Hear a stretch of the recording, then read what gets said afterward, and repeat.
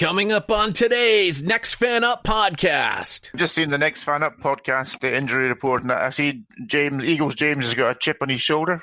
Adam Gase would like you to hold his beer. But more importantly, Doc, you don't go to the loo mid-podcast. What you use is an empty plastic bottle, like the rest of us. It's week 2 of the NFL season. Who'da thunk it? Here we go. That's how we start! Yeah, baby! 32 super fans. Where do the reports come from? Did you get an initial? One pod Vader. That's football. Every angle of the NFL covered. All that kind of stuff, I get it. This No question about it. is Next Fan Up. We're going to unleash hell here in December. Hello and welcome to Overreaction Week 2 in the NFL. Hey everybody, Pod Vader here once again, leading the troop of superfans and our special guest. Overreaction Week because, listen, you go into week 1 of the NFL and you think you know, but you don't know, and you never will. That, by the way, is week 3. Week 2 is always, I didn't expect that, and now I'm going to overreact to what I saw in week 1. And then week 3 is the think you know, but you don't know, and you never will week. Again, because teams will do that to you. They'll throw that curveball at you. But let's get into week 2 here in the NFL. Before I introduce the superfans, why don't I introduce our special guest? It is, once again, the founder and co-host of Tailgate Homegate Radio, an award-winning gridiron chef, Doc. Doc, I got to apologize right off the bat, though, because What for? I did not get a chance to try out the award-winning maple-infused pork tenderloin because my wife made her award-winning, in her own mind, chili, which we had on baked potatoes. So Nice. I mean, I've given her an award for her chili because it's quite delicious. Well, cool. I just for my company, I just brought on a 2-time world chili champion down in Texas, and she's got her own line of chilies, and very cool person. But yeah, chili, big game day food. So good to you. Exactly. Can't pass it up. I will have this maple pork tenderloin. Let's find out if the Scottish Chase Young tried the maple pork tenderloin yet. No, he didn't, but he does have a question, another culinary question for our guest. When you guys talk about chili, you say, a bowl of chili, or this chili, or that chili. What do you actually mean in terms of what is in this dish? That's my first thing. And the second thing, Jay, is it's been four nights since week 1. I do wonder in his world of dreams there, how many times Chase Young has come into James's dreams over the last 4 nights. Which question should we tackle first? Well, I think you should introduce James and this other guy first. All right, very well. The man having nightmares about Chase Young, who sounds surprisingly like Neil, is James, our Eagles superfan. Hello, James. Hey guys. No nightmares of Chase Young. I'm glad week 1 is over with. Moving on to week 2 in more pain because another daunting opponent. So yeah. James, hold on. Oh. No, Wentz has just been sacked again. Yeah, go ahead, laugh it up. I can't say anything about that. Just it's your show, Neil. Just have the whole day. Wow, that's a first. And when did Neil's name get on the marquee? He's still one of the super fans. It's my show. After a thorough beatdown like that on Sunday, I just concede defeat and move on. Although, James, it is the first time we've beaten Philadelphia since about 1957. It's only been 3 years. Seems like a lifetime. One more superfan who's remained strangely quiet in the background. I thought he was just signing on so he could listen to the live recording rather than wait for the podcast. It is our Raiders superfan, Monty. Hello, Monty. Hi, guys. I am so hungry right now. What were we talking about other than the maple-infused pork and chili? There's another great, delicious recipe coming from Doc in just a moment. I'm going to tell you how to get that delicious recipe and the other recipes, because you'll find them on our Facebook page, facebook.com/NFU podcast, where, of course, you can comment there and let us know if you've tried any of these delicious recipes. You could also email us, nextfanup@gmail.com, or you can tweet at us at NFU podcast. I don't know if Cindy Gruden has cooked up any of these recipes yet, Doc, but I know that she's been on the top of mind for at least Derek Carr. Hey, Audible. get your mind out of the gutter. Come on. Doc, before we jump into previewing all of the games of week 2, why don't you share with us yet another delicious recipe? Yeah, or answer my question, whichever one comes first. Oh, okay, 4. Sure. Let's go back to Neil's question that he asked about 5 hours ago. Chili. What is it? What is in the chili dish that you would call award-winning chili?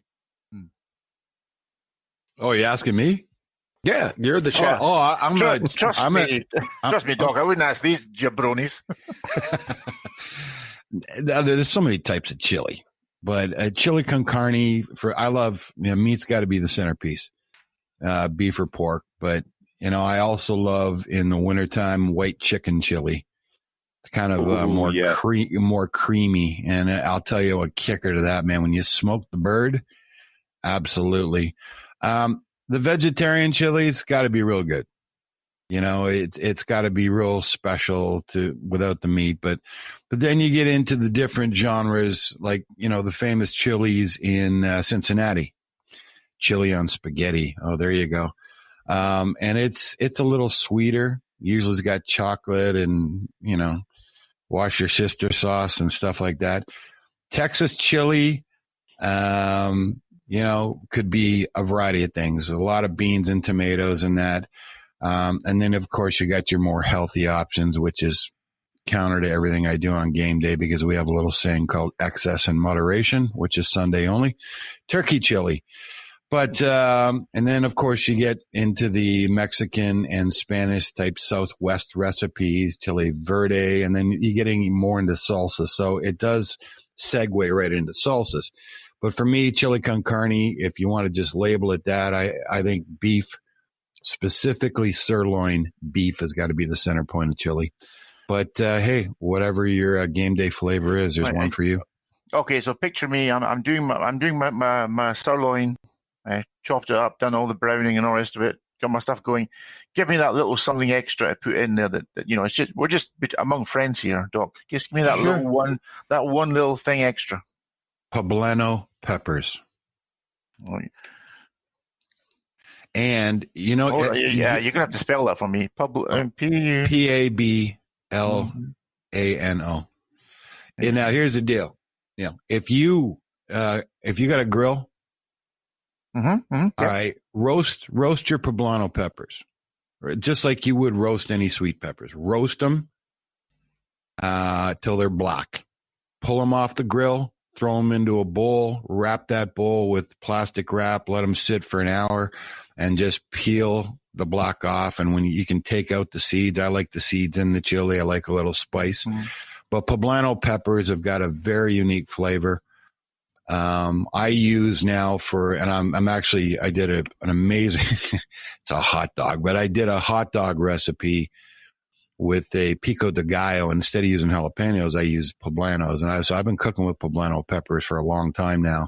It's just adds something to your chili. But beef and poblano peppers would be the number one pepper I would put in that chili. You're a great guy, Doc. Thank you. That's no great. Worries. The white chicken chili, one of my favorite things to do in the winter months. Oh, cool. Yeah, there's nothing like it. It's really unsung, isn't it? It is. James, it's like very much so. I'll tell you, man. And I just think that when you take a basic recipe like chicken chili, right, you can do it so many different ways. There's a lot of different types of cheeses, but I think when you smoke white meat like turkey or chicken for a white chili, I think that puts it over the top. That's my personal preference. Yeah. Neil, wash your sister sauce is Worcester. Oh God, because I'm trying to make a joke already. A real American would call it Worcestershire sauce. But it's actually the correct pronunciation is actually Worcester, so it's just like WOO. You would say it like Worcester, so Worcestershire sauce. But it's one of those words, isn't it? It's like Arkansas. Right. It's just like that team that plays in Leicester City. That's them, yeah. Yeah. It's not Leicester. Neil, you can come clean if you're going to make your chili with haggis too. You don't have to act like you're browning sirloin. We all know where you're coming from. Well, I'm not sure. I'm not sure if Doc approves or not. But when I cook a roast chicken, I generally stuff it with haggis, which is absolutely delicious. Oh boy. Don't know if I want to know more of that information or not. In a cheap sheep's stomach. Absolutely, yeah. Pigskin Pick'em power. Let's see here. The power rankings went 11-5. Of course, the power rankings only go straight up. I went 11-5 straight up. 10-6 versus the spread. The best team in our Pigskin Pick'em was Barnold. Whoever Barnold is, he got 13 correct picks straight up. Wow. And there were 3 people tied for 2. 3 people tied in second place with 12 picks apiece. So congratulations to all of you. Big pat on the back. You win our respect. How about some useless stats? You guys ready for that? Go for it. Ready for Always. the useless stats. NFL teams combined to score 87 offensive touchdowns, passing and rushing on kickoff weekend, and that is the most week 1 offensive touchdowns in NFL history. 7 teams came back to win after trailing in the fourth quarter on kickoff weekend: Arizona, Chicago, Jacksonville, Las Vegas, and the Los Angeles Chargers, Tennessee, and Washington. That is the most fourth quarter comeback victories on kickoff weekend since 2016, which featured 9 teams and tied for the third most in week 1 in NFL history. 5 of those teams this past weekend came back to win on the road, which is also a little surprising. That's a little stat that we tracked all of last season. 11 of the 16 season opening games were within 1 score in the fourth quarter. Every team that traveled to open the season in week 1 is now home for week 2. Every team that hosted its season opener in week 1 is traveling for week 2. Since the NFL merged with the American Football League in 1970, this is the first league schedule in which no team will have played 2 home games or 2 road games through week 2 of the season. The reason why is because of COVID-19. I decided that everybody else has been talking about these monitoring tests, so why don't I let you know about them? This is for the week of September 6th through September 12th. 40,479 tests were given to a total of 7,437 players and team personnel. There are 2 new confirmed positive tests among players, 5 new confirmed positives among other personnel. I'm very curious why we haven't found out who those 2 players are at this particular point in time. I think that's Might fair, be practice Jay. squad players. Yeah, I also think it's fair, Jay. You know, it's the sort of thing that spreads panic, and it's also a very personal thing, isn't it? Your own medical information. I do struggle sometimes when we get too much medical information, or so with sportsmen. But and I know it's a lot of it's betting related, but I don't mind not knowing personally. I think it's okay, as long as those around that those players or coaches or whoever they are informed and tracking traces in place and stuff. The Thursday night matchup, we won't spend a lot of time on this one. Just to let you know, we did a full preview of the Thursday night matchup yesterday, along with the pilot episode of the Not a Week 1 recap. Did you guys listen? Did you like the Not a Week 1 recap? A lot of sound in that show. We heard from Joe Burrow, who gave himself a D and compared himself to a high school football player. And we also heard from Baker Mayfield, who perhaps is a high school football player wearing a pro football player uniform, who reminded us all that we all love a good punch in the mouth to wake us up in the morning. The Cleveland Browns fell in our power rankings from 22 to 28. The Bengals moved up from 32 to 30, which isn't a big pick. We're all taking the Browns except for Neil, who's out on a limb here taking the Bengals. And so, Neil, just tell me why you're taking the Bengals and we'll move on to Sunday.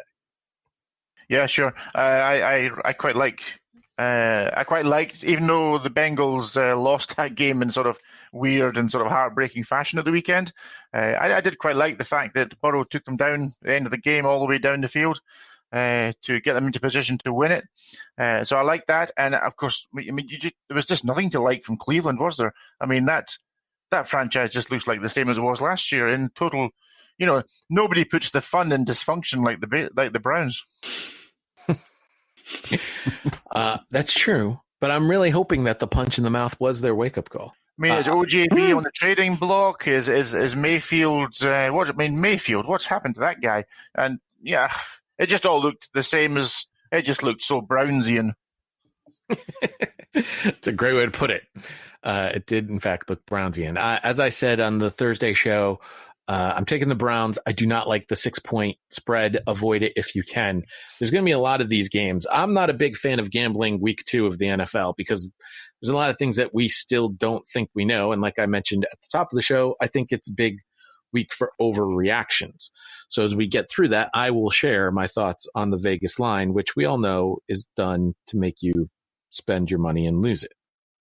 On Sunday, 1:00, we begin with the Atlanta Falcons at the Dallas Cowboys. The Falcons dropped to 19 in our power rankings. The Cowboys dropped from 8 to 11 in the power rankings. The Cowboys are favored by 4.5 points in this one. Stop me when you've heard this one before, guys. Offense wasn't the problem for Atlanta last week. No one wanted to stop me yet? Because offense has never really been the problem in Atlanta from quite some time. But we got not one, but 2 write-ups on this game, one from MJ and one from Kevin, who could not join us today because he's clearly busy with Kofi Annan at the UN. But here's what MJ had to say about this. Dirty Birds coming off a disappointing loss last week to the Seahawks. They were definitely not ready for last week's game, and I hope that we do not see a repeat performance. This week, the offense needs to get it together on short yardage situations. Dirty Birds were aggressive with the 3rd and short as well as 4th and short situations. I like the aggression, but they are not nearly as successful as they needed to be. There was also a fake punt that looked good until the ball was fumbled. How can a fake punt look good when you fumble a ball? Because everything looks good until the ball is fumbled. Exactly. The offseason pickup of Todd Gurley has been criticized by many, and this first game didn't do anything to make people think it was a good idea. Hopefully this week we'll see something out of him that shows he's still got gas left in the tank. Professional athlete there over in Scotland. How are Todd Gurley's knees feeling today? Todd Gurley will. I think we've probably seen the best of him in that one game. I would think he's. I really hope that he can get better or so. But when you're talking about knees and a running back, does it ever really get better? Probably not. Yeah. He's a big guy too, isn't he? Yeah. O-line did an excellent job of giving Matt Ryan time in the pocket, but they just didn't make the most of the opportunities. The game against the Cowboys is not going to be an easy win. Cowboys have a good running game anchored by Ezekiel Elliott, who's always looking to punish a defense, in a good passing game led by Dak Prescott, who won't hesitate to take advantage of what the defense gives him. We can't have Morris and the rest of the coaching staff taking the Cowboys offense for granted, like they admitted to with Russell Wilson and the Seahawks. This is a game we really need to win. While we didn't have any preseason games, starting the season off 0-2 is not a good look for a team with the kind of talent the Dirty Birds have. Except I feel like, Monty, the Dirty Birds are sort of exactly where we expected them to be. They have a lot of talent, but not necessarily enough to hang with the big dogs. Yeah, I think you said it exactly right. Definitely a lot of talent, probably put up some stats, but their defense hasn't been good for a few years. So I don't know. I don't expect them to hang with Dallas either unless Amari Cooper decides to take the week off. You never know when that guy's going to quit. Well, speaking of taking the week off, here's a man who's taken life off, Kevin, who says, I'm going to make this short and sweet. And actually, it's only 2 paragraphs. So that is pretty short for Kevin. Cowboys need to address their right tackle concerns, and that won't happen before this Sunday, so the O-line may be a problem again. Dak played extremely well in the first half last week, but cooled off considerably in the second. I overall thought the offense showed potential. CeeDee Lamb showed flashes, and both Gallup and Cooper had decent stretches. With Wilson throwing 4 touchdowns last week versus Atlanta, it seems the Falcons are on pace to struggle again defensively this season. Look for the Cowboys offense to get on track despite losing Jarwin to an ACL injury. Now defensively, the Cowboys are a mess and are no down LVE and Sean Lee for the foreseeable future. I don't know what he was trying to say there, except Leighton Vander Esch and Sean Lee are out, which I think is what he was basically trying to get at. Mm-hmm. We should be getting Jordan Lewis back, which is a bonus. The safety play yet again remains horrible. We were gashed in the running game this week. Thankfully, the corpse of Gurley doesn't scare me. Aldon Smith showed a lot of promise last week, made some big plays. We need D-Law and Griffin to come to play as well. We need to pressure Ryan as is blah, blah, blah. I'm seeing a lot of needs, hope, bleep, bleep, bleep, bleep. Nothing like solid. Like, give me something I can put my teeth on. Now, Doc, you had told me at the beginning of the week you had already gone through like 10 pages of notes on Monday. So do you got something solid for me to eat on this game? Doc is, of course, silent now. Of course. I can tell you one thing, Jay. If Jordan Lewis is Sorry your about that, answer, boys. then you need a new question. Oh, yeah. That's Sorry not about good. that, boys. I was coughing in the background. Oh. Pod, further to you. By the way, you want useless stats versus week 1 last year. We averaged under 12 penalties per game versus 16 last year. 36 rush TDs versus 24 last year. And all around good play. I was going to throw that into your segment earlier, but things that make you go, Further to what you said, yes, I think, what you're seeing is an already decimated defensive lineup right now that will come into focus this week. Without Vander Esch and a very young defensive backfield, you already got Calvin Ridley, who had a stellar week number 1. Okay. He had 2 touchdowns, 9 catches. I think this is a big Julio Jones day. I think he's a 10 for 125 type of day. I think Atlanta's in this all the way. They're not going to be able to stop Zeke, but I just think that it's going to be, losing their tight end, take a little bit out of the offense, but I just think Dallas has got the offensive weapons. Amari Cooper should have a huge game. I just think it's going to be a shootout. I don't like the spread. I think it's a 3-point game, but I think Dallas is good. Dallas is good enough there to keep up. But I think that this is one of those games. I just know Matt Ryan. I just think that he's going to be able to chop apart that Dallas D. I think it's going to be an exciting one to watch. It's going to be a shootout. I'm 100% on board with everything you just said. I think this is a shootout game. The spread is one that I would stay away from. I'm going to take the Cowboys. I'll actually even give the points, but I don't feel good about it. Neil is with you, though, and is predicting an upset for the Falcons. Yeah, I think you guys nailed it. It's going to be a shootout for sure. I would ask our Cowboys representative there if it's time to take a different view on the Cowboys' offensive line, which we've lauded now for the last 5 or 6 years. And looking at it against the Rams, okay, against Aaron Donald, maybe that's a bit different, but it looked poor. And I would say when we see Dak Prescott play under pressure, it's not pretty. And is that the reason he's not getting the big contract? Hold on, Neil. Kofi. Yes, that's Tony Romo on my wall. Yeah, it's great. You're asking for the Cowboys representative. He's not on the show today. Neil. No, Doc said Doc did refer to the Cowboys as we. So I thought, you got to be careful about that, Doc. Okay, I will. All right. Otherwise, the rest of us are going with the Cowboys. What's the injury other than Leighton Vander Esch and Sean Lee? Yeah, that's all for the Cowboys. As far as the Falcons, Doc mentioned really having a big game. Not too far-fetched considering Julio Jones shows up again, with the hamstring. Jake Matthews has a knee injury. And on defense, Chris Harris, Marlon Davidson, and Kendall Sheffield all show up on the injury report, ankle, knee, and foot, respectively. So what we're saying, fantasy people, play your Falcons and Cowboys because you're going to score some points. Bench the defenses.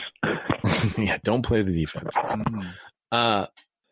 Next 1 o'clock game, Buffalo Bills at the Miami Dolphins. The Bills go out and dominate the Jets and can't move up the power rankings. They stay at 6. The Dolphins get beat by the Patriots. They move down to 31. Wow. I don't think the Dolphins played as the second worst team in football.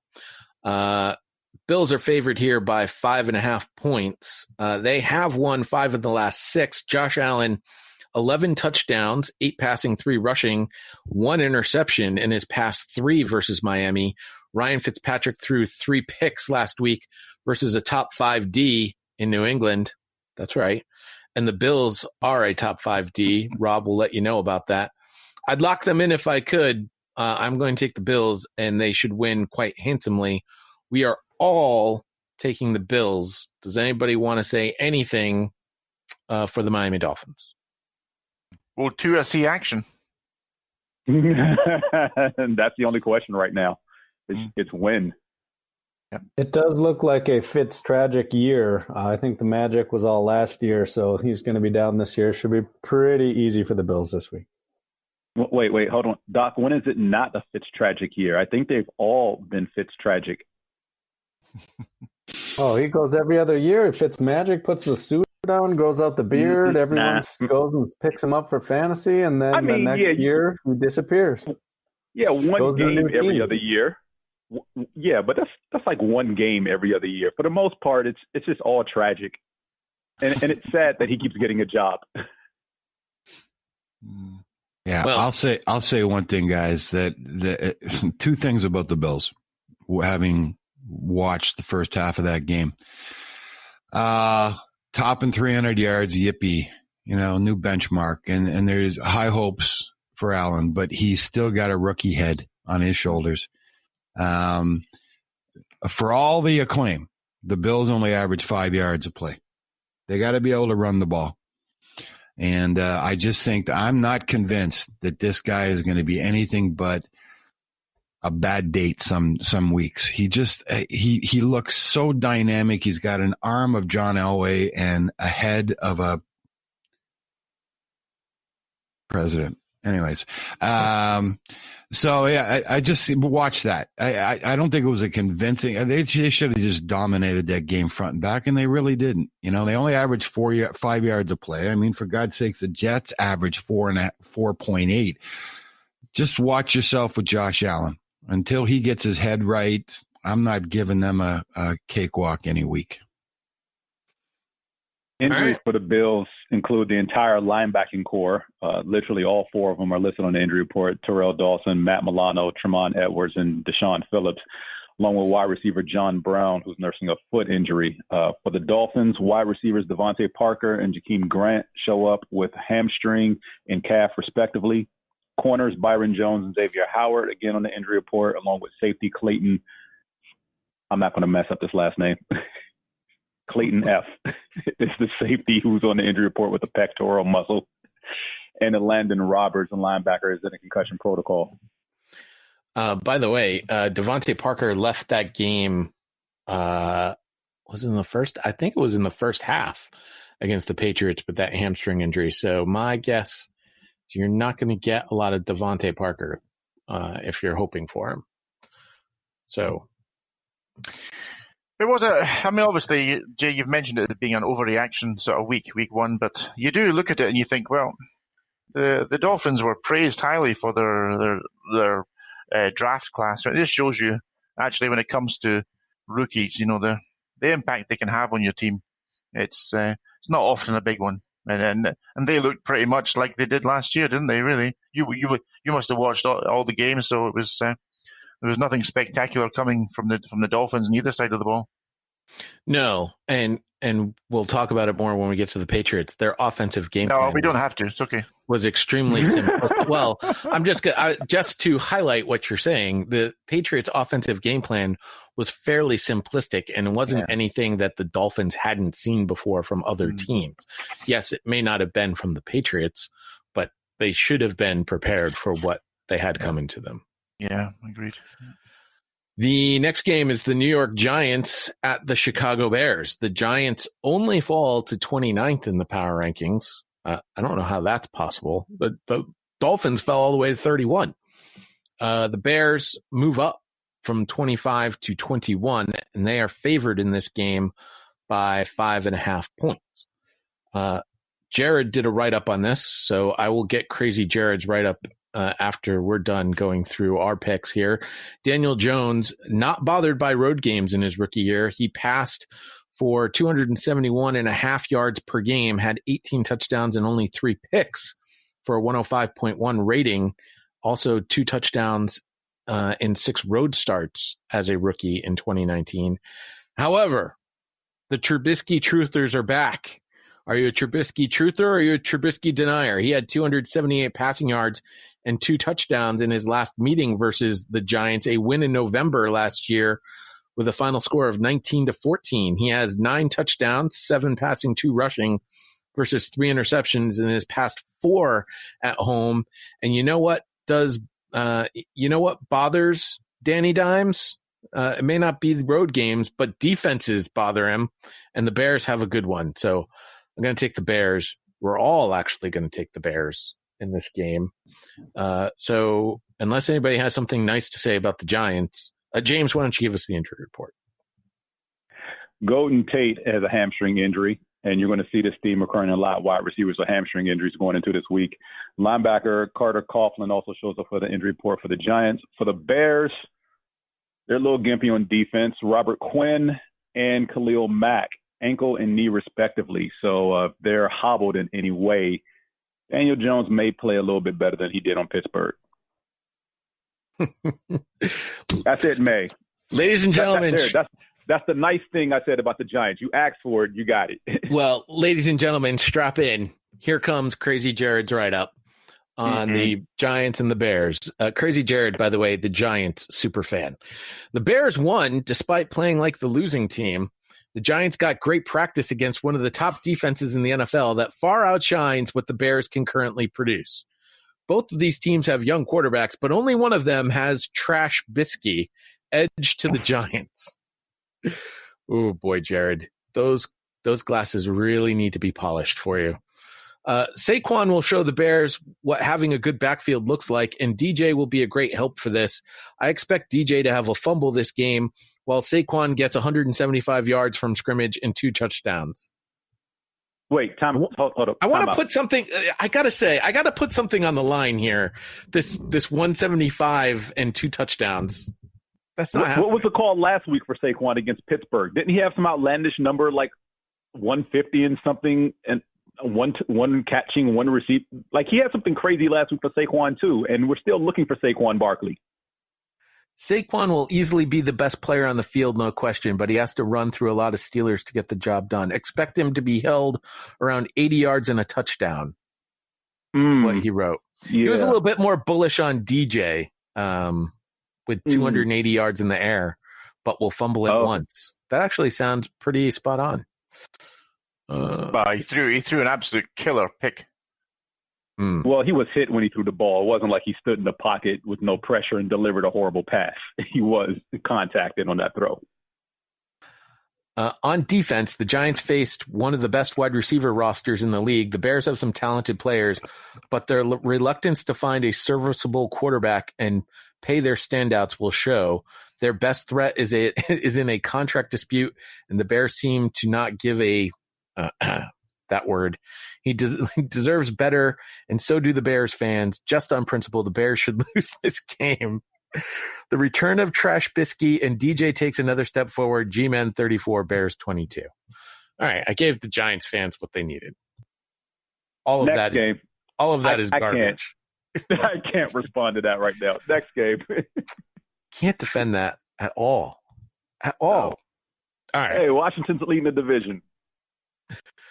The Broncos are at the Pittsburgh Steelers. The Broncos fall to 22 in the power rankings. The Steelers move into the top 10 at 9. The point spread is 7.5 for this one. The Steelers favored. Broncos made a game of it on Monday night versus Tennessee. Big Ben aims for his third in a row versus Denver with 40-plus completions and a 70-plus completion percentage, even though the last time they played was in 2018. That said, when I read these stats, I don't think Big Ben is actually aiming to get 40-plus completions. I don't think that would be good coaching on the Steelers' part if they let Ben just throw 40-plus times every single game. No, definitely not. Yeah. That said, those Broncos defenses were better than this year's version. I'm going to take the Steelers. Monty, you and Neil are both locking this one in. I think after we saw Locke on television and realized he looks like a 10-year-old child, he's got no chance against the Steelers defense. Lock it up. 7.5 points. I think the Steelers, even with a, average offense, I think they're going to, their defense is just going to shut them down. James, what's the injury report? Long for the Pittsburgh Steelers. Stephon Tuitt, defensive end, has an Achilles injury. He didn't practice yesterday. Wide receivers Deontay Johnson and Juju Smith-Schuster, both showing up with turf toe and a knee respectively. Running back James Conner, ankle injury. He didn't practice. Offensive linemen Alejandro Villanueva, David DeCastro, and Steven Wisniewski also show up on the injury report. For the Denver Broncos, we have Garrett Bowles, tackle, Trey Marshall, the safety, Tyree Cleveland, a wide receiver, Philip Lindsay, the running back, and Cortland Sutton, a wide receiver. The last two probably the most important with toe and shoulder injuries, respectively. By the way, nice of the schedulers to put two teams that were featured on Monday night in the exact same game, with the Broncos being the West Coast team, West Coast-ish, they're in the mountain time zone, going to the East Coast for a 1 o'clock kickoff on a short week. That never fares well for that team. The Detroit Lions are at the Green Bay Packers. The Lions 26 in the power rankings. They fall 2 spots. I'm surprised they only fell 2 spots. The Packers move up into the top 5 to number 5 in the power rankings. They are favored by 6 points in this game. Fantasy tip from my useless stats. Entering Sunday's divisional matchup at Green Bay, Adrian Peterson has rushed for a touchdown in each of his past 8 games at Lambeau Field, a streak spanning 12 seasons and 2 teams, Minnesota and Washington. With a rushing touchdown this week, Peterson will extend that streak of scoring a touchdown at Lambeau Field to 9 games. It is the second longest streak of scoring a touchdown at a visiting stadium in the Super Bowl era.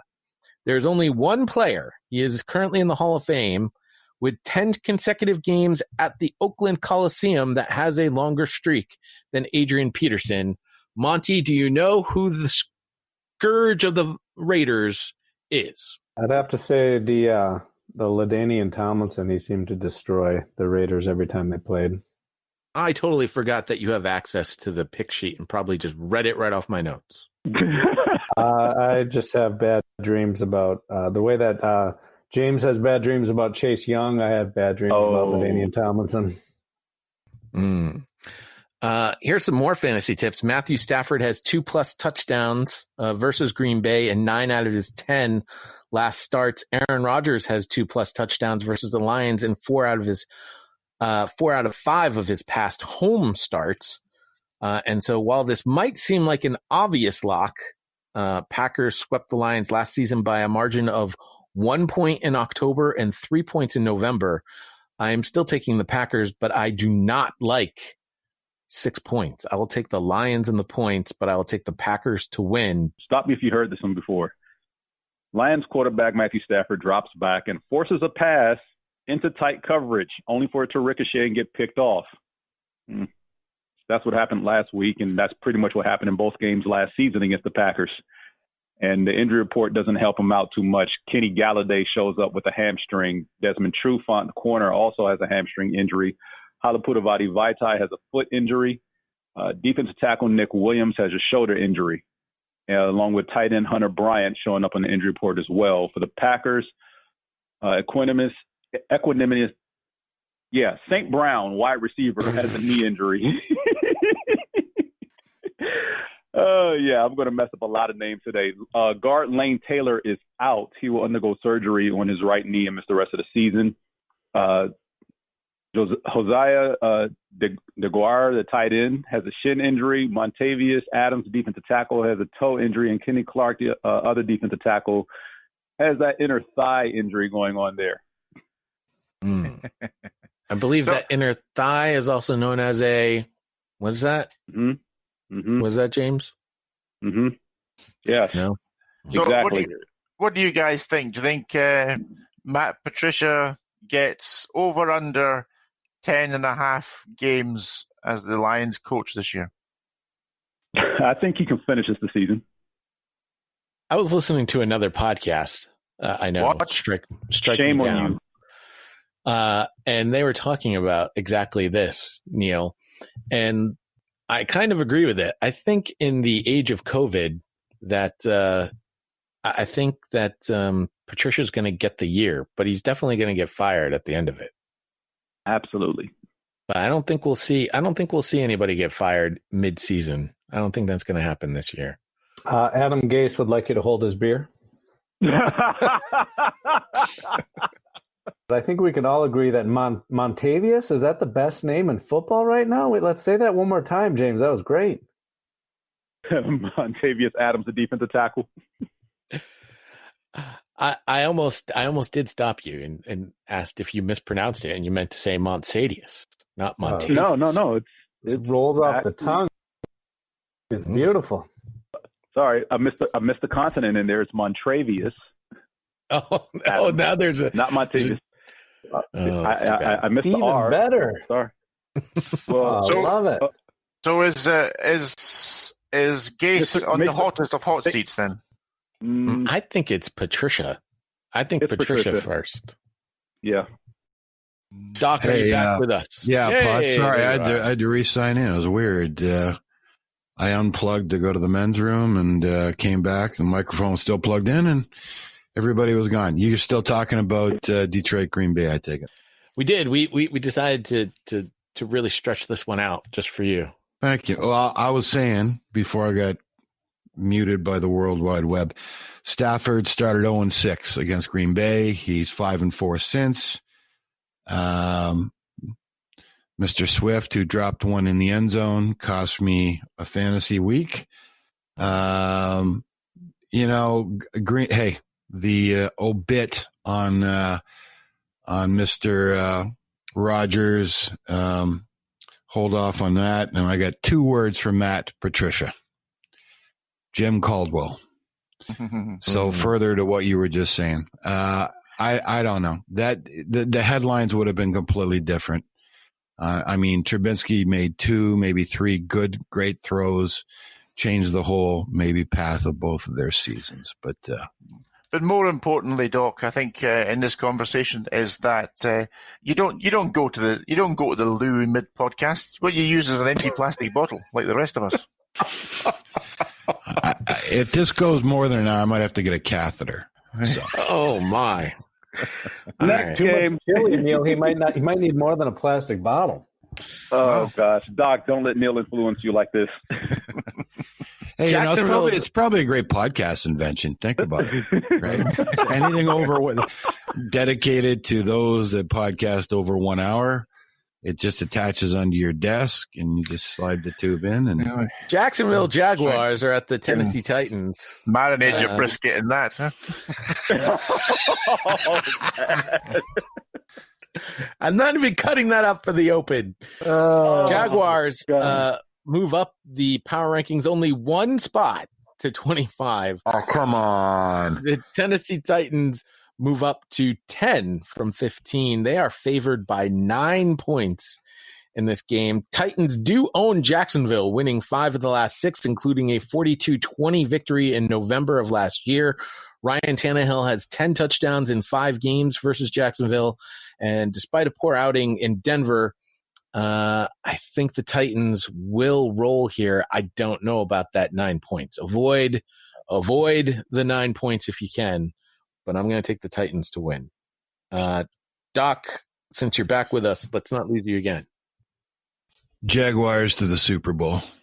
Mr. Porn Mustache, and believe, I'll tell you a story. I had to kind of adopt this team because I wanted to build a studio down just south there. And wow, I mean, they played such efficient ball for a team that is so under-talented. Tennessee right now has got too much. They're being well coached. But I'm really infatuated right now with they're kind of the bad news bears. And I can't wait to see this game to see if Mr. Pornstar takes that mustache if they keep it within a touchdown, I think it's a victory for them. But I'm excited to watch them because so many unsung players hit the headline with great plays, and 19 of 20 speaks for itself. That's efficient ball.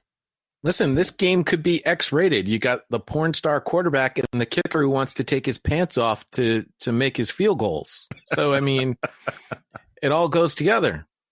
No wonder Doc is excited. James, what's the injury report? For Jacksonville, Josh Allen has a calf injury. He didn't practice on Wednesday. For the Titans, both receivers, Corey Davis, A.J. Brown, Davis with a hamstring, and A.J. Brown with a knee injury, both limited. Defensive side, Jadeveon Clowney, hip injury. He was limited in practice. Kenny Vaccaro and Vic Beasley Jr. also show up in the injury report. All right. The Minnesota Vikings at the Indianapolis Colts. I do believe this is probably one of the more interesting games from a competitive standpoint this week. The Vikings fall from 10 to 15 in the power rankings. The Colts fall from 16 to 20. Colts are favored by 3. This is the first time, I think, this year that the power rankings are going against the Vegas line. A tough matchup that I think can go either way here. And so I'm hoping that someone on this podcast will give me something more concrete than what I'm about to say. Vikings offense is better than the Jacksonville offense, and the Colts D is still the same as in week 1. Phillips Rivers threw 2 interceptions, which is why they lost the game. So I'm taking the Vikings. Do I need to say more than that? I don't know. You said it, Pod. Phillip Rivers. Phillip Rivers is all you need to say. That guy is done. Put a fork in him. That Phillip Rivers is terrible. That's funny. I've been saying that for the last 2 seasons. No one believes me. I think there's one thing to go in Indianapolis's favor in this game, and that is the young secondary for the Vikings, which I think struggled big time last week and could struggle again this week. I thought you were going to say that, all the coaches were complaining about the lack of crowd noise, and the one thing Indianapolis has in their favor is they're experienced at pumping in fake crowd noise into their stadium. No, I'm going to talk football. Okay. All right. Doc, you are also going with the Colts in this game. Yeah, I think that, listen, Minnesota, shockingly, they outgained Green Bay per play by almost a full yard, 7.8 to 6.9. Yeah, but it's 24 points in the fourth quarter. But again, Green Bay had 76 plays. Minnesota only had 49. So they didn't have much of a sustainable offense and were playing behind. That being said, who knows what kind of head the Indy quarterback is going to show up with this week. I think a rookie running back, there's just too many we don't know. I'm a big Frank Wright fan, but I don't like either of these teams right now. Frankly, I don't care. But it's going to be a close ball game, but I'm not seeing anything on the back end of Minnesota that says they can stop some of the weapons. If T.Y. Hilton can get on track, that's why I did. T.Y. Hilton will be wide open, but Rivers is not going to be able to get shot, put him the ball. That's the problem. Yep. That's why he's got Nyheim Hines, so he can catch the shot put. there's a real surefire way for Indianapolis to have a legitimately solid chance to win this game, because I was almost tempted to lock Minnesota, but, they have a knucklehead at quarterback too. And I want the Indy fans to hear me out here. Surefire way they can win this game: start Jacoby Brissett. Both of these teams are like a good-looking woman from behind, and as soon as she turns around, and one of them's got a hair lip, and the other one's got a unibrow. I mean, there's nothing really to like, really. So you got Neil's attention, though. Yeah. I do love myself a quality tight end. But I would tell you, James, the one other thing they could do to win this game is and then it's obviously sad for the guy that got injured, Mac, but that may mean they put the ball in the hands of Jonathan Taylor, who I think could do real well here in this game. Well, I mean, that would help, but you have a quarterback who constantly audibles out of run plays and is given that freedom to audible to whatever pass play he feels like, because he, and using air quotes here, sees something in the defense. And we've already talked about his noodle arm. He threw the ball 46 times last week. James, if you don't mind, I don't mean to be rude or anything, but can I give you a bit of podcast advice? Get off the fence. I mean, do you like Rivers or not? I think it's fairly obvious. I hate both these quarterbacks. For the Colts, though, Zach Pascal, the wide receiver, and Jack Doyle, the tight end, both show up on the injury report. For Jacksonville, I got nothing. Oh, sorry, Minnesota. Gosh, Jacksonville was the last game. For Minnesota, Cameron Dantzler, the cornerback, has a rib injury. He was a non-participant in Wednesday. This is how much I hate these teams. I've just seen the Next Fan Up podcast, the injury report, and I see Eagles James has got a chip on his shoulder. I like that one. See, now that one I'll cut up and I'll put at the beginning of the show. The Los Angeles Rams are at the Philadelphia Eagles. Speaking of chips on their shoulder, talk about this. The Rams move up from 18 to 13. The Eagles take over the Rams spot. They move from 12 to 18. Vegas says, though, they don't know about this game either. It's a pick 'em. Vegas is like, nope, we want nothing to do with this one. I don't know what happened to the Eagles last week, but I do know somebody on this show has been talking about that Washington D for months, and there are two thumbs pointing at this guy, not at the Washington football team fan. So in a pick'em game, I know I'm supposed to go with the home team, but James, I just feel more comfortable with the Rams, and it appears you do too. As well, you should feel more comfortable with the Rams, because I can tell you two big things that I talked about before we went on air about how this game went sideways. You're up 17-0. Why are you not running the ball? 2 series, 6 straight passes, no running back touched the ball. Completely inexcusable. That's bad coaching, number one. Number two, if the one side of your line, in this case the right side, is completely banged up and you can't get good pass blocking, kind of, shouldn't hold on to the ball too long, Carson Wentz. Roll out to your left, throw the ball away, or just chuck it over the head of the nearest wide receiver out of bounds. Holding on to it, trying to make something happen. Nah, the blame squarely goes on Peterson and Wentz for this L, because there's no reason Washington should have jumped back into that game. You constantly turning the ball over. You're giving them short fields. You put the defense in a hole. They eventually got gassed. And, Washington deserved to win that game. And those same things perpetuate this week. I'm pretty sure something boneheaded is going to happen. The only good news from this week, as opposed to last week, is that both Miles Sanders and Lane Johnson do not show up on the injury report. Unfortunately, Jason Peters does. Alshon Jeffrey most likely will not play again because of a foot injury. Brandon Graham is in a concussion protocol. Vinny Curry is on IR along with Craig James, the corner, and Javon Hargrave has a hamstring and pectoral muscle, so he was limited in practice. So I don't know what this defense is going to do. For the Rams, Gerald Everett, the tight end, has a back injury, probably spasms or something, but he's also in the injury report for the Rams, and that's it. Carson Wentz, meet Aaron Donald. He's going to be in the backfield all day. And I think the Rams played very efficient ball against the Cowboys. Malcolm Brown, I'm loving in fantasy. He looks like he could start for any team against the Dallas defense. We'll see if it continues this week. But I just love the efficiency of the Rams right now. End of story. That one play that they show over and over of Aaron Donald from the sky cam knocking out 2 offensive linemen. They're bowling Dak pins. Prescott. Ridiculous. He's Ridiculous. But, James, he overcommits to the passing game. He doesn't defend against the run. Hey, Zeke almost had 100 yards that night. So run at him. Run at him. You run at him. Pretty much. Yep, absolutely.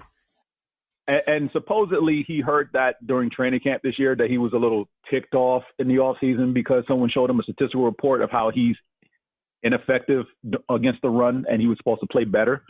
Ezekiel Elliott had a pretty solid game, Sunday night against the Rams. So can you imagine that?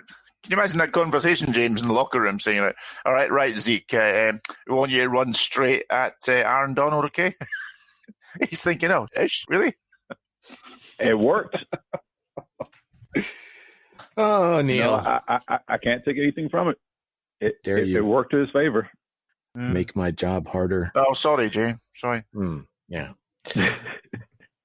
Another 1:00 game. It's the San Francisco 49ers at the New York Jets. I'll tell you, when I was doing my power rankings this week, I took all the teams that won and then I took all the teams that lost, and I really punished the teams that we had high in the power rankings and put them lower in the power rankings. Then I looked and then I went, that's an overreaction, and moved all except for one team, which was Cleveland. I didn't move them from their punishment. The 49ers, however, I don't believe the 49ers are the 8th best team in the league, which is what their current power ranking is. However, the Jets fell from 30 to 32, and I do believe after week 1, the Jets are the worst team in the NFL. The point spread is 7 on this game, and despite the fact that the 49ers are banged up like a team that has played 3/4 of a season already, it's a good thing that the Jets are really just this terrible. I do think because the Jets are at home and the 49ers are a West Coast team going East Coast 1:00 kickoff, that they'll make it closer than 7 points. So I'm going to take the Niners to win. I'm going to take the Jets with the points. We have a couple of locks here on this particular one. James is one. Why do you think that the Niners are a lock? It's the Jets. Do I need another reason? All right. Neil, why do you think the Jets are actually going to win this game?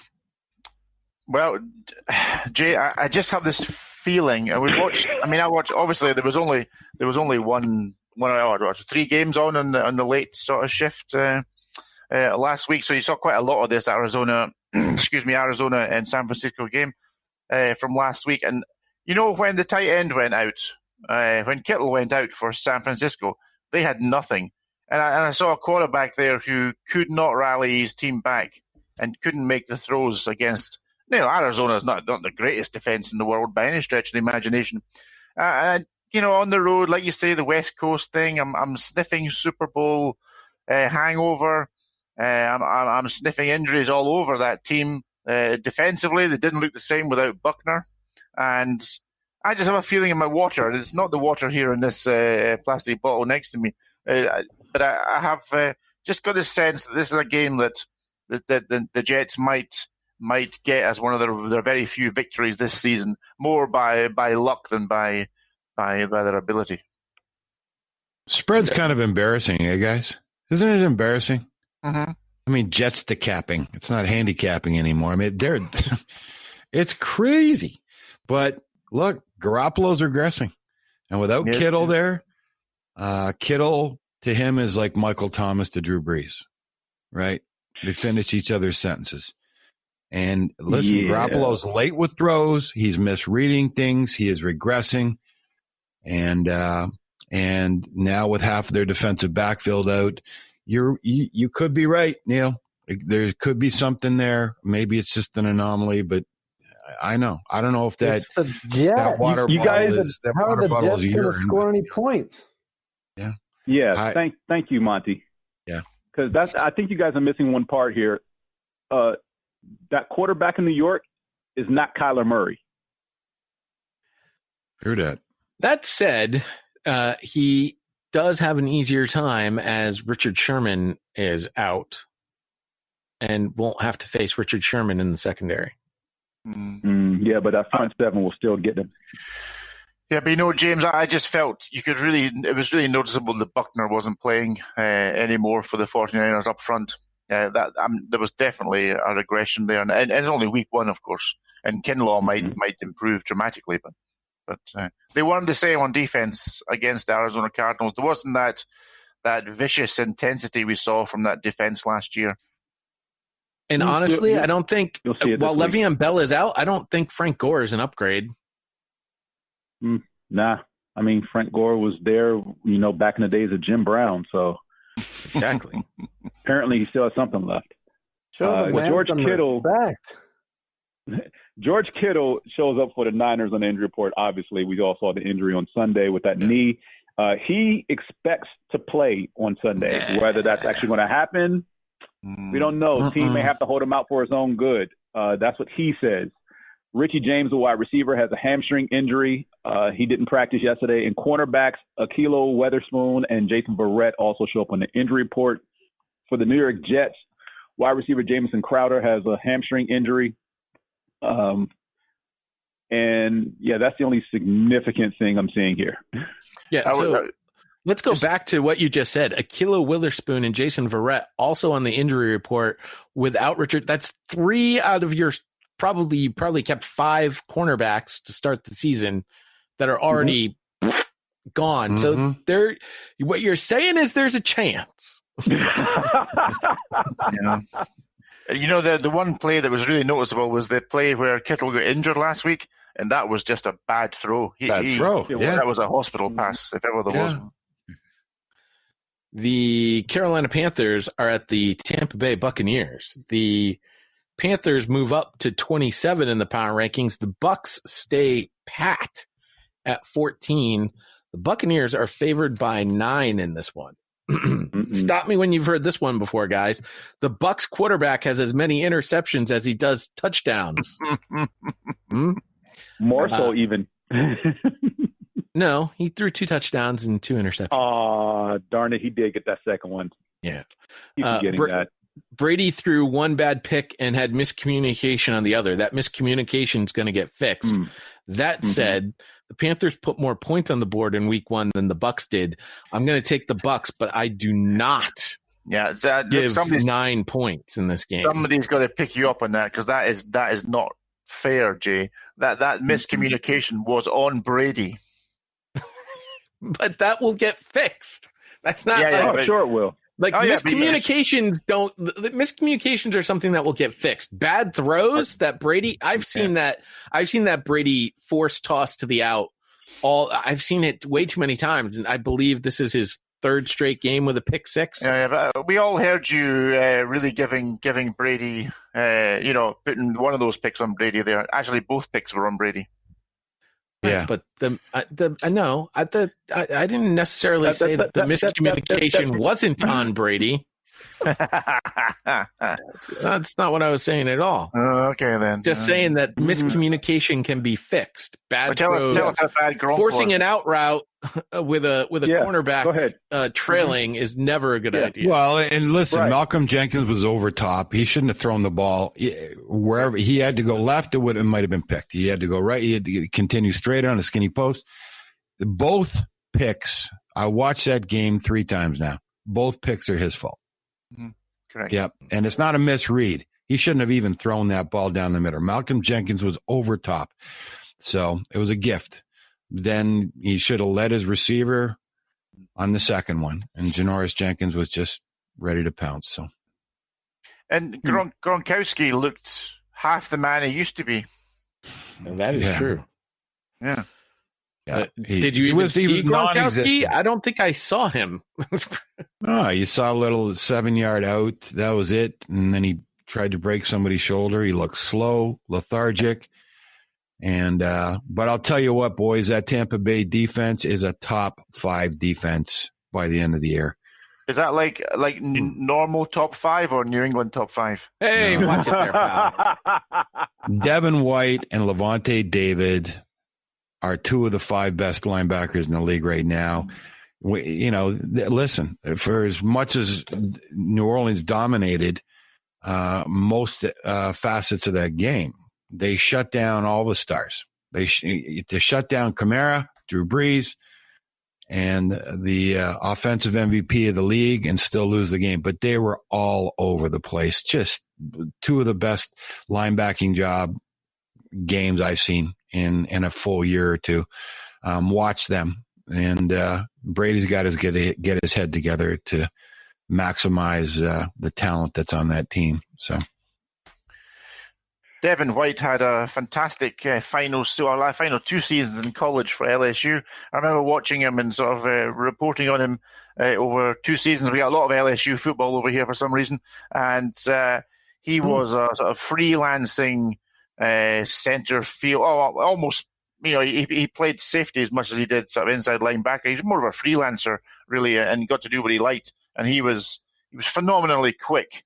And he's one of those players where the ball found him more often than him finding the ball, if that makes sense.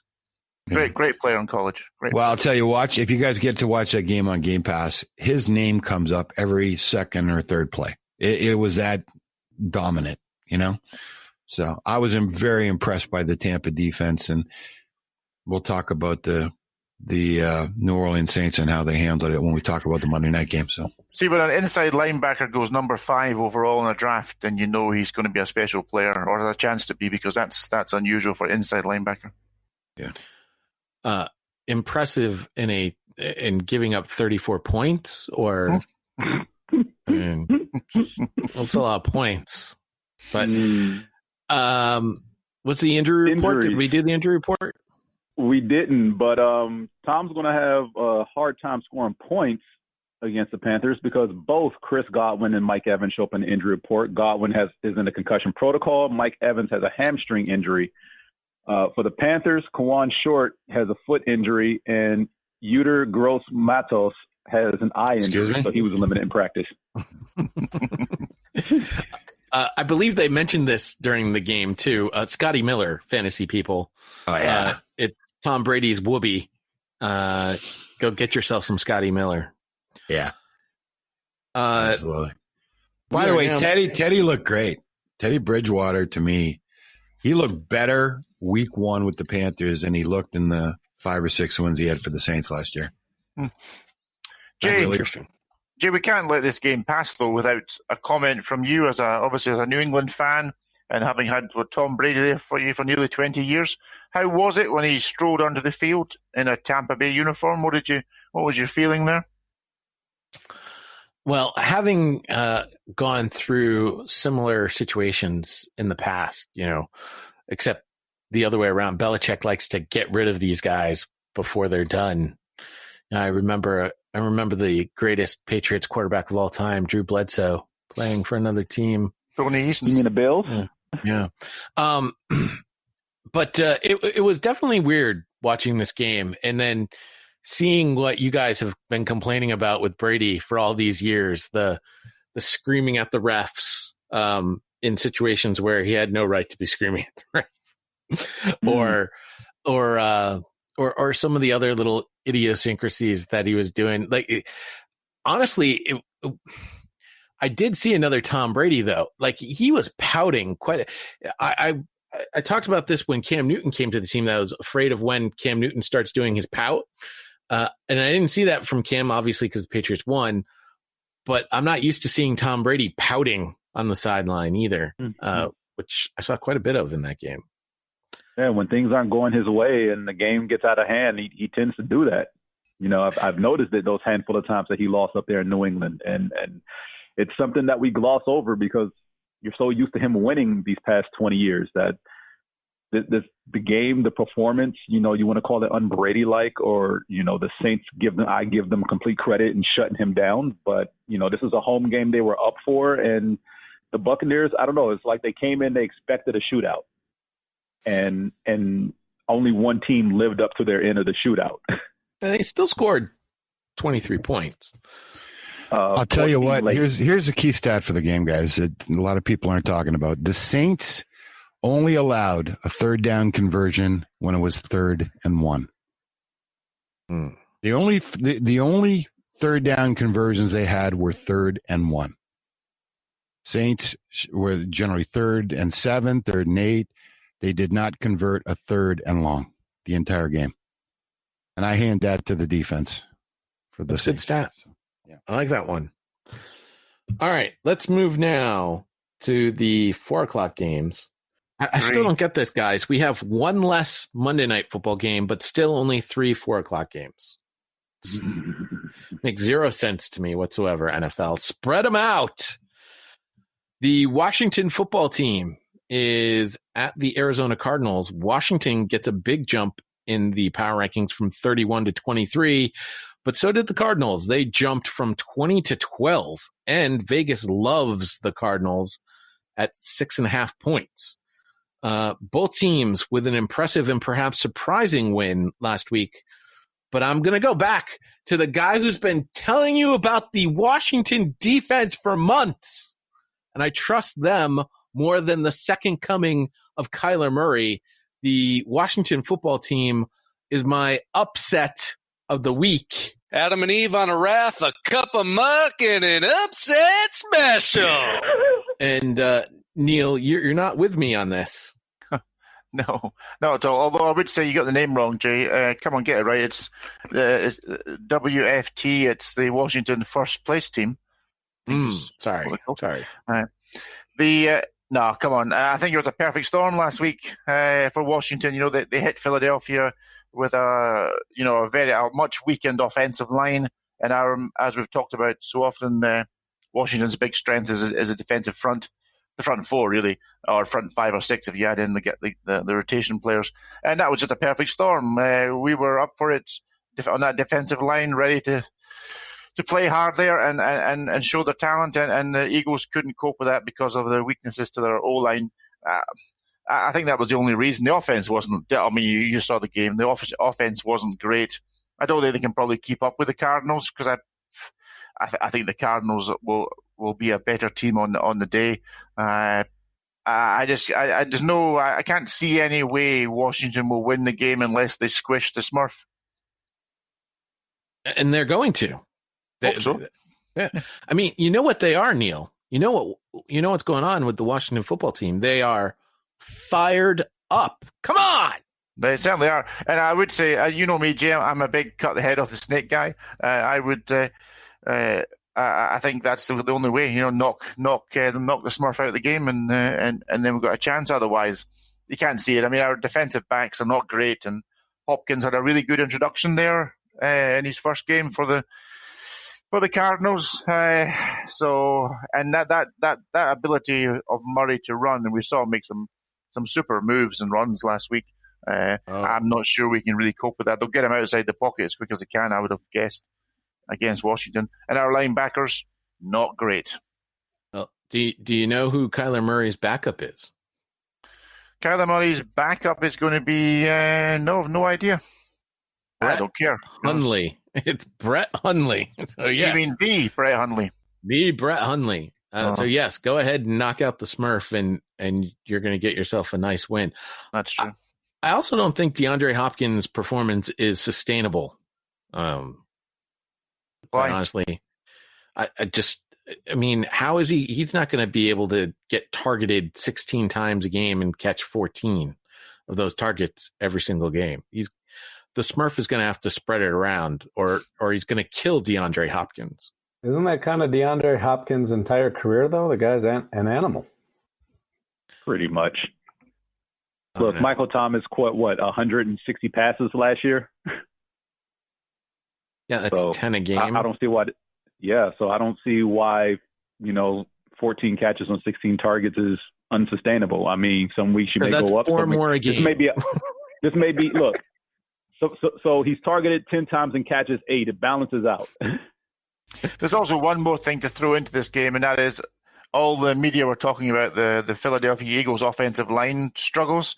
But if you look at the PFF rankings, Washington's left tackle and left guard were the two worst performing offensive linemen of the week last week. So Chandler, what's he called? Chandler Jones. He may be rubbing his hands waiting for that matchup. What do we have for injuries here? For the Cardinals, tight end Max Williams, linebacker Kylie Fitz, and tackle Josh Jones all show up on the injury reports. For Washington, this is new. There's only one name on the injury report this week for Washington, and it's Cole Holcomb, the linebacker. So, that's it. I'm used to seeing at least 5 in week 2. Exactly. Yeah. 8 in week 3, 16 in week 4. By week 6, it's like half the roster. So, yeah, this is new for Washington. Just one name. Hey Neil, if they can turn those 8 sacks into just containing the Smurf, you know, like take a half a second off his passing reads, just keep him in the box. I think they can stay in this game. It's the only way they stay in this game. Yeah. But I think DeAndre Hopkins is going to get I got him for 10 catches this week, but I just think that turn those sacks into pressure. Sometimes sacks are communist. Just pressure them, knock them around a bit, keep them in the box. They can stay in the game. Other than that, it's a walk. Yeah, and I totally agree. That's going to be key, because if he gets loose, I mean, that's game over. I feel like if he rushes for at least 50 yards, you guys are going to have problems. The Kansas City Chiefs are at the Los Angeles Chargers. The Chiefs remain number 1 in the power rankings. The Chargers fall to 24. Chiefs are favored by 8.5. Do I really need to say anything more about this game? I mean, this could easily have been my lock of the week, except I don't like locking in division opponents on the road. Nick has a write-up. Oh, let's go to the write-up, shall we? No, don't. It'll be what Nick had to say about this game. Sugary, sweet. This is great. That's great. Life's great. All right, well, here, Ken also has a write-up. Oh, this is great. I have 2 write-ups on this one. All right. Let's start with Nick. It was great to see rookie running back Clyde Edwards-Helaire shoot out of a cannon week 1, but I wouldn't expect the current NFL rushing leader to keep up the same pace of carries. Chiefs actually ran it 2 more times than they threw it last week, and anyone who's ever watched an Andy Reid offense knows how bizarre that is. James? Mm-hmm. Yep. Okay. Yep, Just very looking much for so. confirmation. Oh, absolutely. My personal explanation is that Reed couldn't see his play sheet through the fog shield, so he just called a bunch of zone runs out of blind frustration. It's pretty good. I love it. It was probably more because the Texans committed to going 2 high safeties and prioritizing stopping the big play all night, and the Chiefs just decided to show they were perfectly comfortable blowing them out on the ground. The Chargers zone defense typically brings the same approach, and it'll be interested to see if we get the rare back-to-back good Sammy Watkins game as he tore it up week 1 with all the defense's attention going Tyreek and Kelsey's way. On defense, the Chiefs' thin cornerback room got thinner when Charvarius Ward broke his hand in week 1, meaning both their starters and only 2 who've played significant snaps in the league are probably out. There's a chance Ward still plays, but frankly, I think it makes more sense to let that heal at least 1 more week with the Ravens around the corner in week 3. So, pause. James, injury report. Ward is listed as questionable with that hand injury, and there's a good chance he could play this coming week. But Nick is right. He probably should have rested at least 1 week. Also for the Chiefs, Kalen Saunders, the defensive tackle, is expected to be out for this week as he recovers from a dislocated elbow. And Alex Okafor, the defensive end, suffered a hamstring strain during the game. So his availability is questionable for Sunday as well. On the flip side with the Chargers, Joey Bosa has a triceps injury. Mike Pouncey still on the injury report. Donald Partham Jr., the tight end, is on the injury report, and running back Justin Jackson has a quad injury. He did not practice on Wednesday. Along with guard Trey Turner. Good news for the Chiefs, according to Nick, is rookie 4th-rounder L'Jarius Sneed played about as well as you could ask him to last week.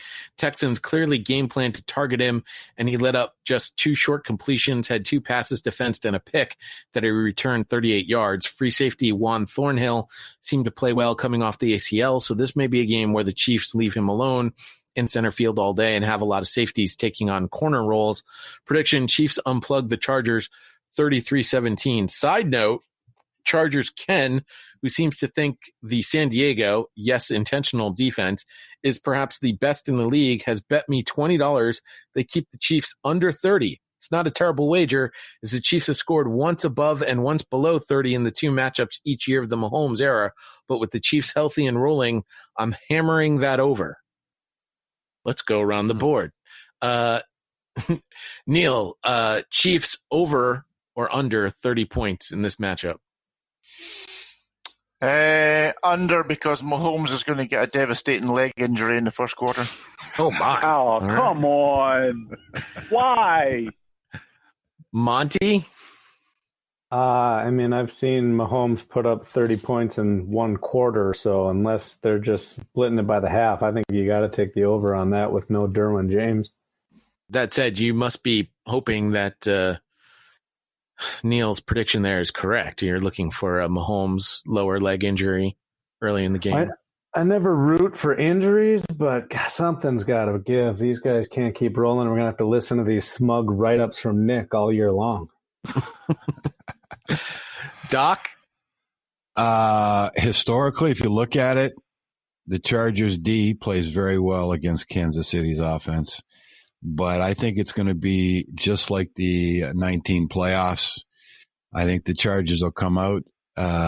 They'll score enough early on, not much. And then all of a sudden the barn door will open, and it'll be Mahomes putting up 35 in the last three quarters. James? I'm a side. That's Tyrod Taylor. Here. Tyrod Taylor's like kissing your sister right now. Forget it. Oh, like, come on. He won last week. Yeah. I'm gonna give our intern here the benefit of the doubt, only because the Chargers are playing at home. I use air quotes. Technically, the Rams stadium that they're sharing, and say that the Chiefs scored 27 or 28 points tops. By the way, is it legal for us to have an intern for 3 straight years?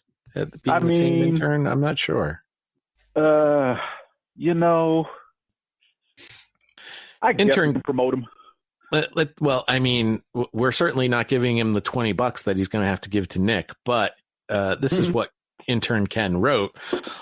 For the Chargers on offense, Tyrod is really bad. I had pie-in-the-sky dreams about Tyrod running an efficient offense, but I don't think he's capable of that. Our receivers are awesome, but the O-line remains suspect and injured, and I'm not sure this is going to be an above-average offense. Josh Kelly came in, looked like a real NFL back, but this team will live and die with their defense. Thank God Tyrod doesn't throw picks. Yes, a dig at Rivers. Defense, the Derwin injury changes the entire outlook of the season. His injury changed this defense from a unit that could win a game by themselves into a D that will just keep you in every game. On the D line, Jerry Tillery showed up after being a ghost last season, and Linval Joseph's presence was immediately felt. Bosa and Ingram remain the best pass rush duo in the league, and I expect them to go after Mahomes this week. If we win this game, I would be flabbergasted. Good use of the word flabbergasted, intern Ken. Clearly, you've been hanging out with Neil way too much to use a word like flabbergasted. SAT word. My flabber was definitely gasted. I don't even know what that means, and I don't want to know. You really don't. The last 4:00 game is the Baltimore Ravens at the Houston Texans. The Ravens remain at number 2 in the league in our power rankings. The Texans fall from 9 to 16. The Ravens are favored by 7. They have also won 3 of the past 4 versus the Texans, including a 41-7 stomping last November. This is my lock of the week. And everybody else is also taking the Baltimore Ravens here. Doc, you have any insights here? No. I still going to handicap this whole season. I just think this type of offense in Baltimore is not sustainable. Sorry. I mean, if you don't have any insight in the game, Doc, do you have any good recipes for Ravens? No, we can come up with a bird recipe. That's no problem. But no, I think Houston is going to get absolutely decimated. I just think that, again, I'm going to handicap every game. It's going to be one hit one shocking whatever it is. I just, in the history of the NFL, cannot see this style of offense be sustainable. It's all built around a quarterback. They got talent on every level. I just think that the team goes as he goes, and I just think it's going to be in the first 8 games, something's going to happen. And I don't at any point, and that's going to change the game. But I don't think Houston's a very good team right now. So they're not going to be able, they'll be out of the game by probably the middle of the second quarter. See, normally I would sort of agree with you there, Doc. But the difference, I think, with what the Ravens have done is that both their backup quarterbacks, Robert Griffin III and Trace McSorley, while not at the same caliber of Lamar Jackson, are still similar type quarterbacks as Lamar Jackson. One more so than the other. And I think that's really the difference. It's a great backup plan, but you take QB1 out of the game and throw in QB2. You can run the same offense, but not with the same efficiency because he threw the ball incredibly well last year. And the separation they were getting, I mean, he's made good decisions. It's just that whole package is really built around his legs. And I don't know. If anybody can tell me from Michael Vick all the way 20 years later to Cam Newton, that it's just not sustainable. And if he gets through the first 6-7 years without a major injury or missing 8 games in a season, then I'll bake you a pie. A Raven pie. History was certainly on your side, Doc, for sure. But it's just a question of when it actually happens. Until it happens, I still think that the Ravens were the best team in the NFL last year, and I think they're the best team in the NFL this year. So I know only one weekend, but they look terrific. Are you the sole ranker that put Baltimore at number 1? No. Yes. Well, I certainly did put them at number 1. Yeah. There were a couple of people that have ranked Baltimore number 1. No Dak Pirate and Crazy overall, Jared. until he wins in the playoffs, all this stuff, regular season crap, is just, you're nothing but the prettiest Denny's waitress. Okay, I mean, so they can go 16-0, but if he craps, And that's why I've always put them at 2 behind the Chiefs, because that playoff loss was disgustingly ugly. Injury report for the Texans: J.J. Watt has a hip injury. Brandon Cooks, quadriceps injury. Titus Howard, tackle, shows up on the injury report. And running back Duke Johnson has an ankle injury. For Baltimore, cornerback Jimmy Smith has a hip injury. He didn't practice Wednesday. Running back Justice Hill has a thigh injury that he's nursing. Offensive lineman Ronnie Stanley, suffered an ankle injury during the game, so he's questionable for this coming week. Wide receiver Chris Moore and defensive tackle Justin Matabuke also show up in the injury report. Oh, my goodness. By the way, Google prettiest Denny's waitress. No. Absolutely not. I bring the smut to this podcast. I am. There's actually no smut. It's actually just the first picture I got was Anyway, it's worth pointing out at this stage, though, Jay, that Dawn, our Ravens superfan, did actually fill out the pick sheet. So good job there, Dawn. That came out of nowhere too. It happened in the middle of the recording of this podcast. Yeah. He could have dialed Dawn in. filled out the pick street. Yeah. Oh my God. I don't know why, but he did. Good for him. That's commitment. Sunday night football. Did he at least do his power rankings? I don't think he did, actually. But Sunday night football features my New England Patriots on the road to the Seattle Seahawks, where we're worried about the air quality in Seattle. I thought this was only something in California. I didn't realize Seattle was having the same air quality problems. Are you trying to make some sort of Deflategate joke there? No, I wasn't trying to make any Deflategate joke, because Deflategate was a joke. Seattle Seahawks somehow moved from 4 to 3 in the power rankings. Mm-hmm. This is outrageous. The Patriots do move up from 13 to 7. Seahawks are favored by 4 points in this game. Interesting note, since that fateful game Super Bowl 49, where Matt Patricia was responsible for one of the greatest fourth quarter plays of all time, as he told you on the Not a Week One recap.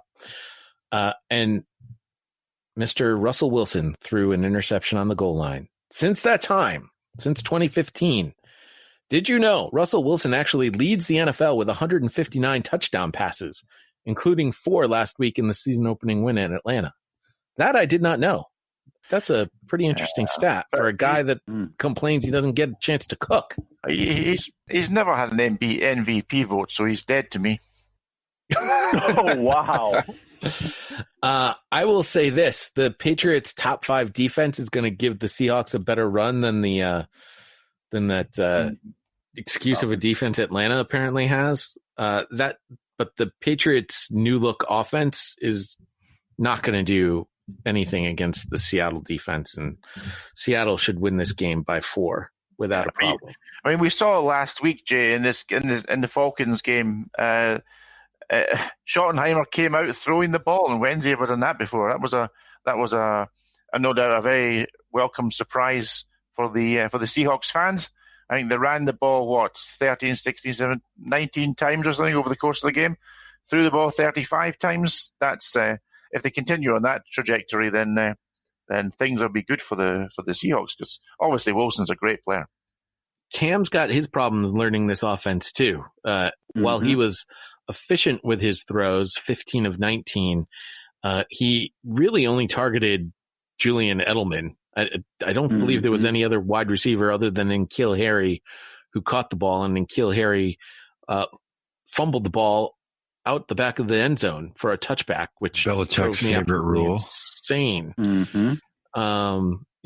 So was he benched after that? Because typically every time I've seen that happen in New England, the player's benched for the rest of the game. Wasn't benched, but he didn't get the ball from that point on. I mean, he obviously wasn't going to get the ball, but I didn't know if he was benched afterwards.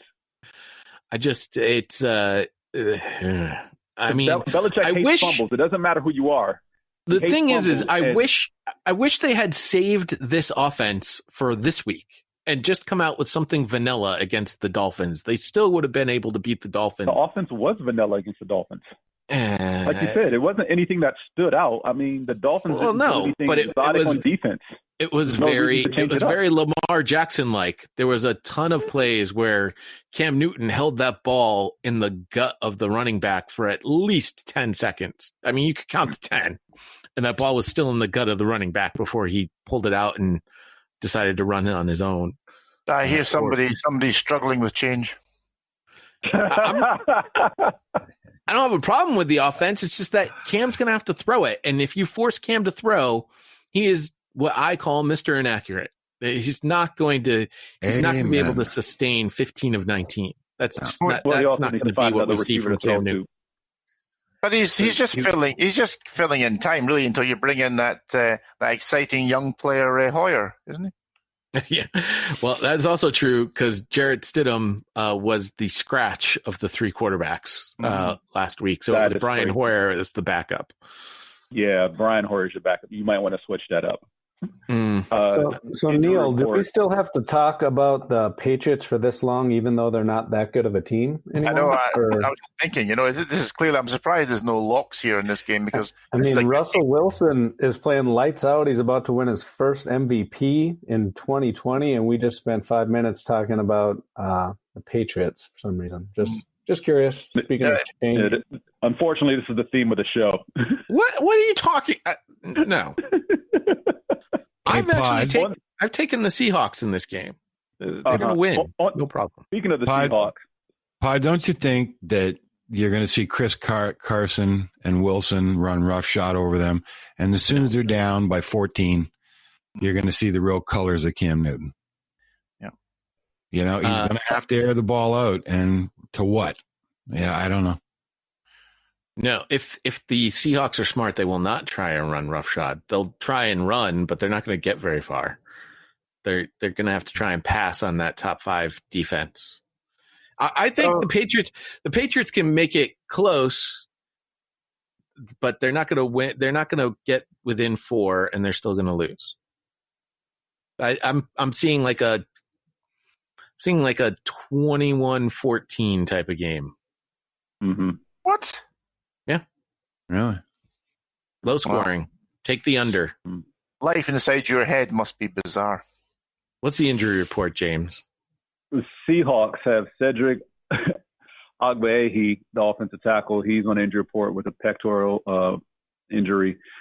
Defensive end Rasheem Green has a neck injury. Wide receiver Philip Dorsett has a foot injury. For the Patriots, I'll defer to you, Pod. N'Keal Harry, the wide receiver, has a shoulder injury. Not a surprise. He's weak sauce. Terrible first-round draft choice. Julian Edelman has a knee injury. He had that last week. Adam Butler, defensive tackle, shows up on the injury report, undisclosed. That could be a problem because he is definitely the second best defensive tackle the Patriots have after Lawrence Guy. Jonathan Jones, cornerback, also on the injury report, undisclosed. How many wide receivers does Seattle have at this point? How many guys are you going to comment on from this injury report? How many more are coming, James? There's only one more. Thank God. Yeah, I'm not worried. I'm not worried about. I mean, Jonathan Jones is one of the best slot corners in the league. He's the fastest guy on the Patriots team, but they've got plenty of corners. I'm not worried about losing a corner. Brandon Copeland, linebacker. I believe Brandon Copeland played last week, but I didn't see a lot of them, and the Patriots still stopped the run quite a bit. So, against the Dolphins, yeah.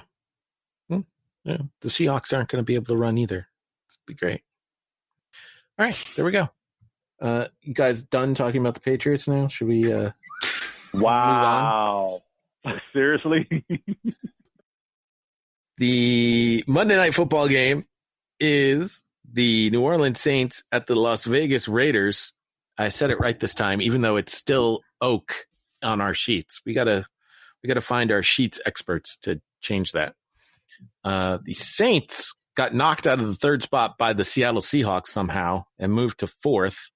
The Raiders move up from 23 to 17. The Saints are favored by 6 points in this game. Drew Brees passed for 423 yards, 4 touchdowns for a 131.3 rating in the last meeting, which did happen to be a 35-34 loss in 2016. He aims for his 5th in a row versus the Raiders with 2+ touchdown passes and a 120+ rating. It's another new stadium debut. All of this does give you some hope, Monty, for your upset to come true, but it won't. Oh my God. I think Michael Thomas is out. You got a little karma from Sean Payton trying to run up the scoreboard last week, and Michael Thomas gets rolled up on.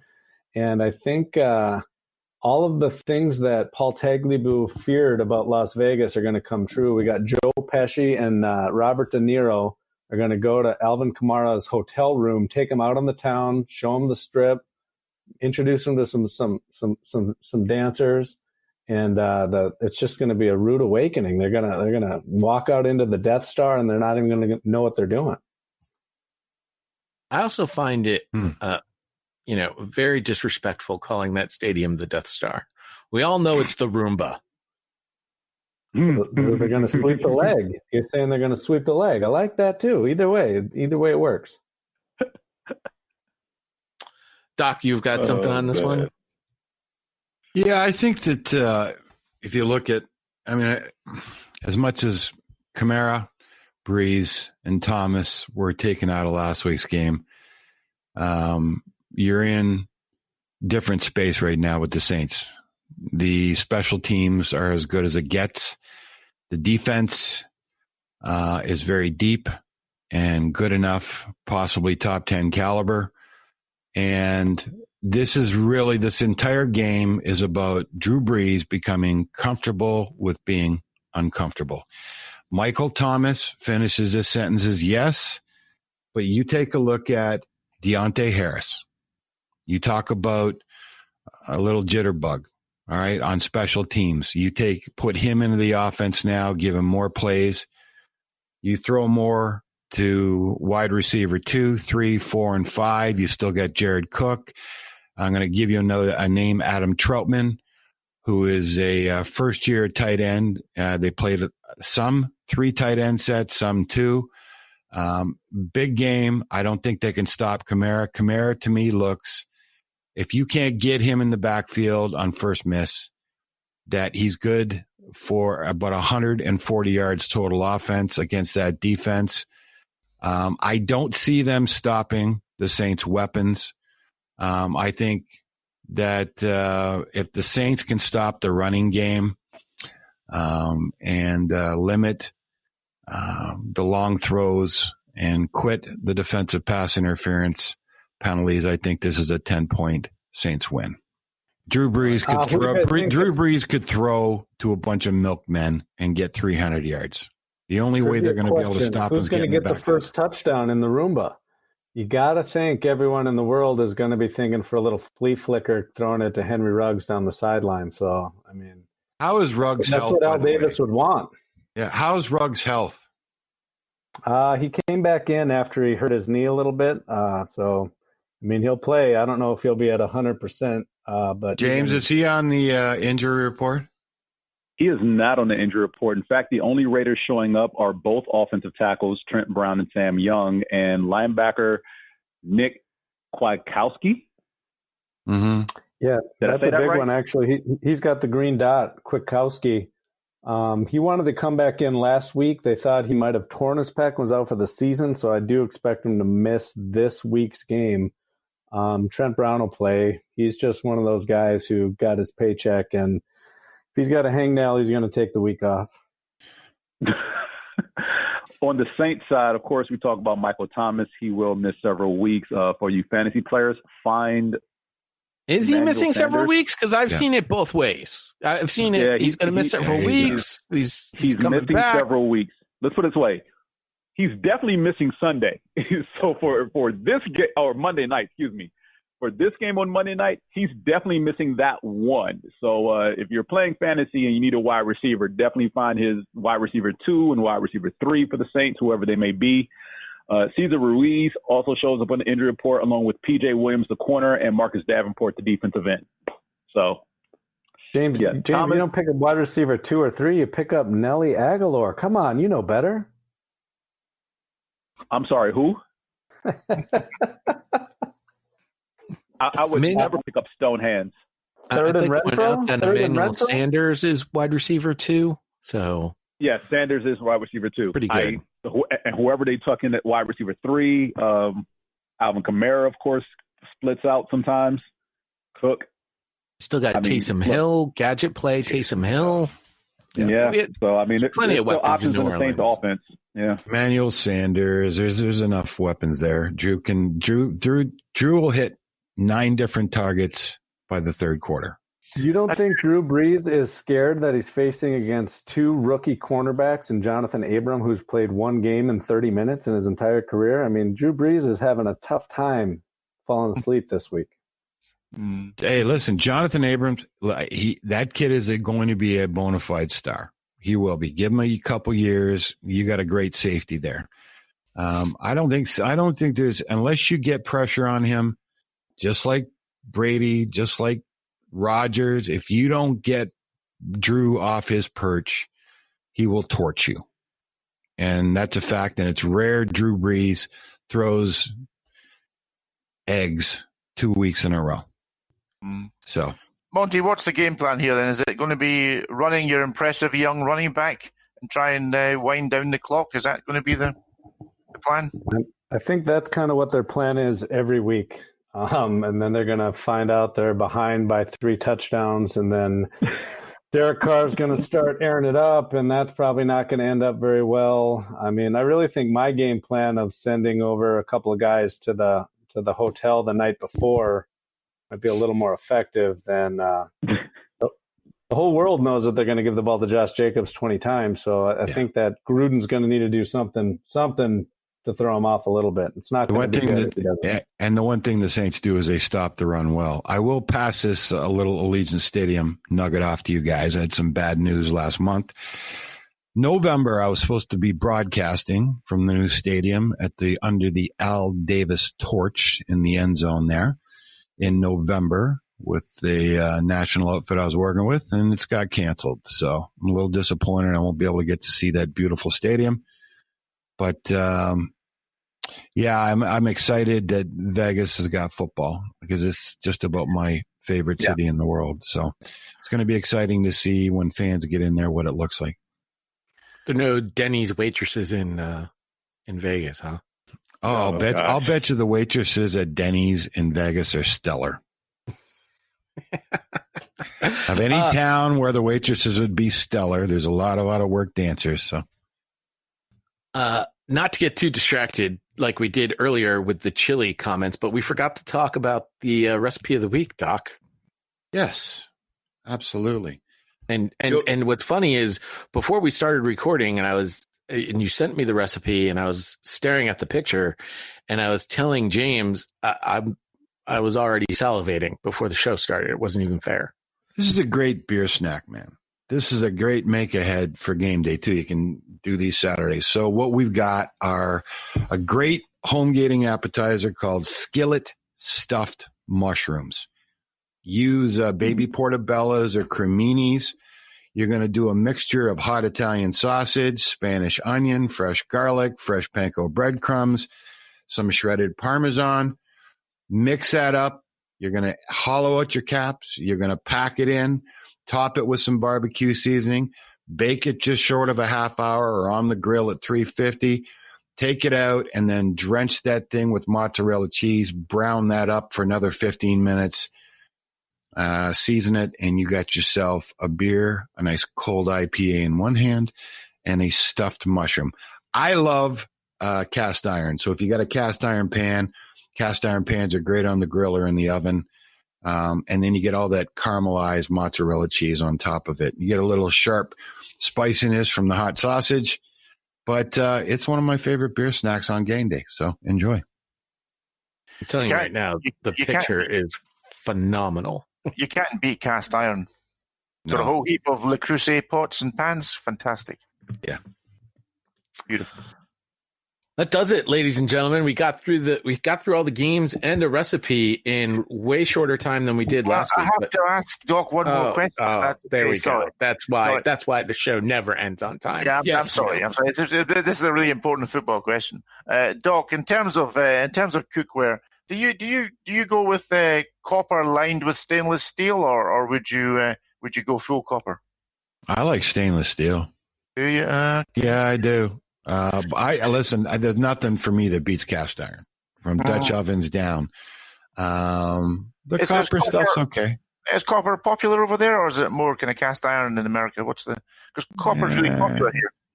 Copper is more popular right now on the infomercials on TV for the, stackable now.